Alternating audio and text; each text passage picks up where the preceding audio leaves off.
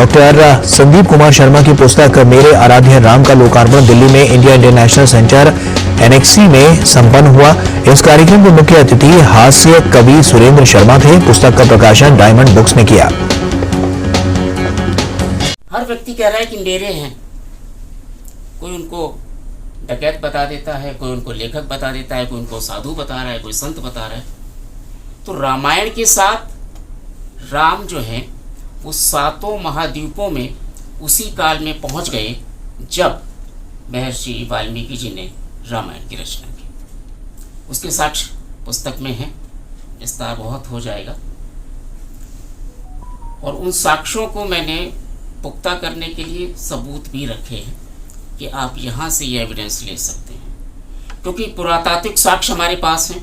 मूल रूप से मैं इतिहास का विद्यार्थी हूँ, इसलिए बिना साक्ष्यों के इतिहास लिखा नहीं जा सकता। कानून भी कहता है कि हमें सबूत चाहिए। हमारे एन.डी. शर्मा जी एडवोकेट हैं, वो बैठे हुए हैं, ये कहते हैं साहब कि न्याय जो है वो सबूतों के आधार पर होता है। तो इतिहास भी साक्ष्यों के आधार पर लिखा जाता है। और अवस्थी जी सर से भी मैंने यही सीखा कि जब तक साक्ष्य नहीं है बात ही मत करो। तो हर साक्ष्य को समेटने की कोशिश की है। किताब बहुत बड़ी हो रही थी।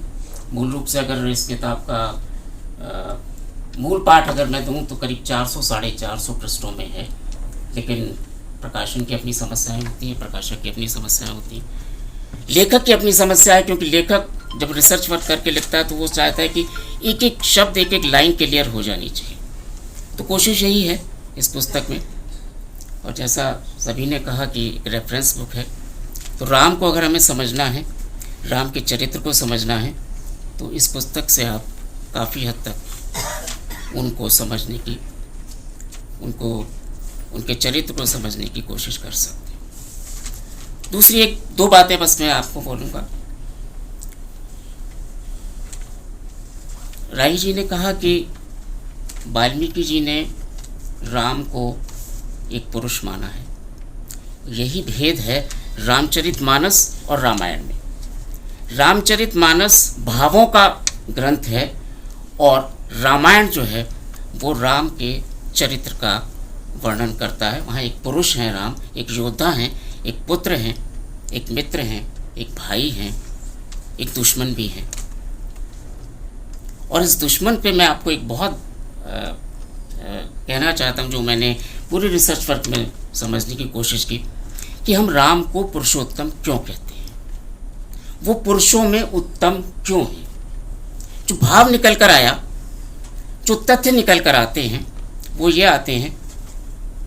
अभी हाल में सुप्रीम कोर्ट ने कहा कि इच्छा मृत्यु नहीं दी जा सकती, उसको कानून सम्मत नहीं बनाया जा सकता। लेकिन दुनिया में केवल एक ही व्यक्ति को इच्छा मृत्यु प्राप्त हुई, और वो इच्छा मृत्यु दी भगवान राम ने।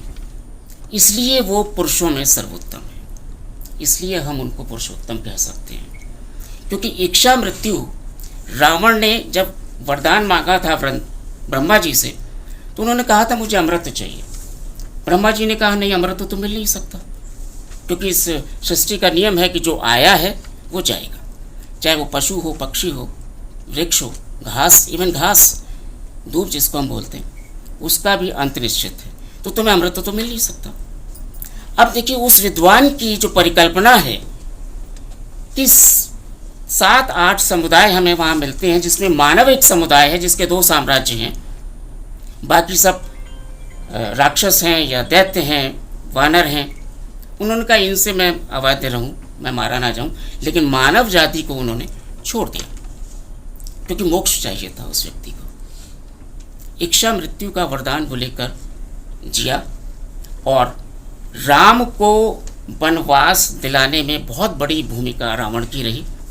जो मेरा पीएचडी का वर्क है उसमें मैंने जिक्र किया है कि जो व्यक्ति मुझे मोक्ष देने आ रहा है, क्या वो सक्षम है। इसलिए उन्होंने 7 सुरक्षा चैनल बनाए थे राम के। जो वो योद्धा हैं, वो जो उन्होंने अस्त्र शस्त्र की विद्या प्राप्त की है, क्या वो सक्षम है मुझे मोक्ष देने के लिए।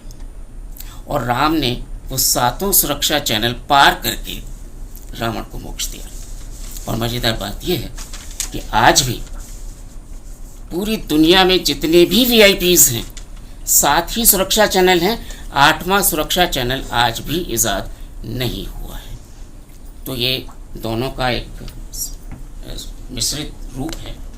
तो अंत में केवल एक बात कहूँगा, 4 लाइन मैंने लिखी थी कभी 1986 में, रामायण को 4 लाइनों में समेटने का प्रयास किया है।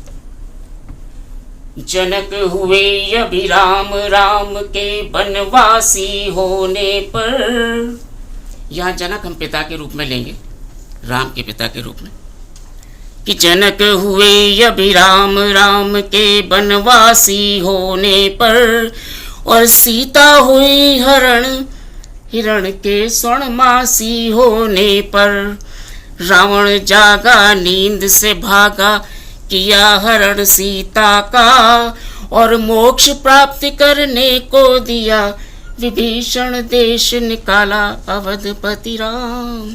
जय जय।